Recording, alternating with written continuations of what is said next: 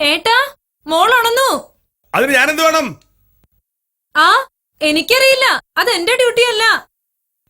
മക്കളുടെ കാര്യമൊക്കെ നീ തന്നെ നോക്കിയാൽ മതി. എനിക്കിവിടെ അടുക്കളയിൽ 100 കൂട്ടം ജോലിയുണ്ട്. സെക്ഷൻ 19/13C കൃത്യനിർവഹണത്തിൽ നിന്നുള്ള ഒളിച്ചോട്ടം. സെക്ഷൻ 14/31 മക്കളുടെ സംരക്ഷണ ചുമതലയിലെ പരസ്യമായ ലംഘനം.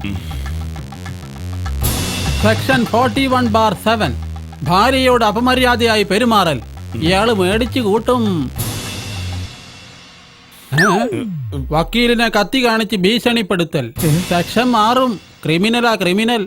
2 മാസം തടിന കടവാ. കഠിന തടവാ. ഓ